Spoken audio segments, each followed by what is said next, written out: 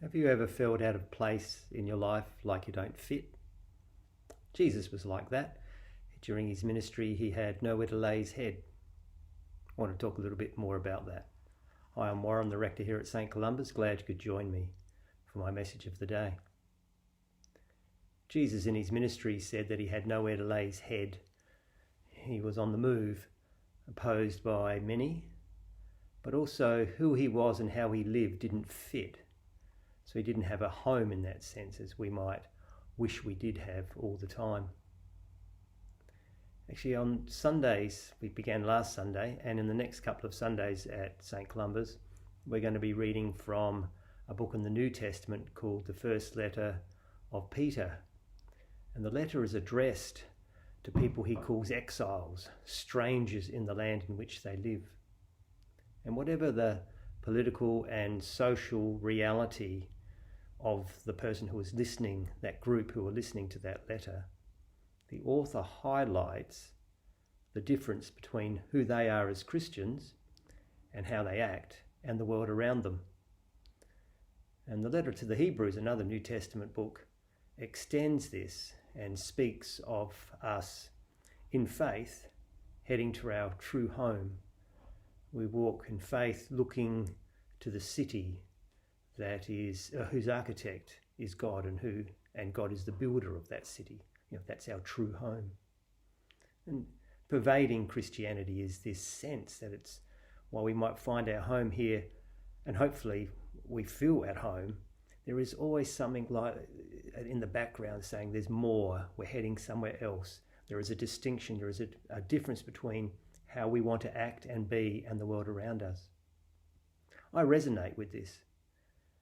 Being a Christian is to be rebuilt, but rebuilt not on a foundation of trying to be perfect or being good, but on the foundation that comes from forgiveness. And that means that implies my failure, my sin. The surprising thing is that there's a beautiful integrity that comes from knowing that we are forgiven sinners. And that's part of what being a Christian and being a disciple of Jesus is about. And the more I live into this forgiveness, so something beautiful emerges. And it is this Christian life that stands in contrast to the world around me. So I resonate with the term stranger, exile, and I'm quite happy to think of myself in those terms. But the point of the difference between being Christian and what might be normal for the world around me is not to feel superior or in some sort of roundabout way to strengthen a weak sense of self. Whatever failures I have experienced, in whatever way I might feel rejected or abandoned or unloved or something like that, I don't find the antidote in feeling superior to the world around me. Because if I did that, that would be in a way like trying to strengthen my sense of self by criticizing others, by feeling superior to them. That's not the antidote.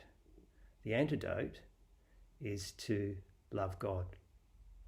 Let this be what separates Christians from those around us. Let God's love of us and our love of God be the distinction.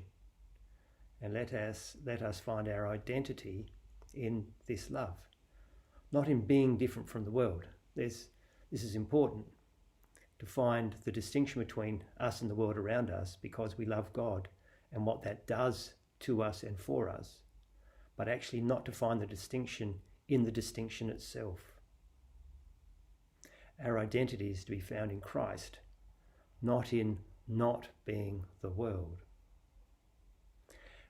This is important, and it is what prevents the descent into tribalism and sectarianism. It's too easy to find one's identity in not being the adversary on whatever the issue or whatever, or whoever you think your adversary is.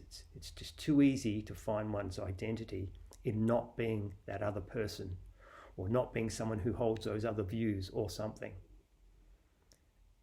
It's very easy to do. And one way of knowing whether this has happened to us is to notice what we think about and talk about the most. If it's adversarial, what we think about and talk about on whatever point, if that's what we're really focused on, there's a good chance that we are then finding our identity in not being our adversary, because we're so talking about them all the time and not being them. And again, the antidote for us as Christians is not to focus on what we're not them.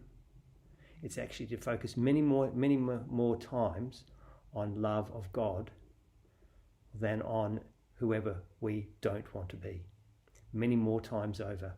If we talk about and think about our adversary so many times, it should be 10 times as much that we think about and focus on the love of God. Christians find their identity in Christ, in their identity as forgiven sinners, beloved of God. And in this identity, we look to our true home in God. Thanks for joining me. Bye-bye.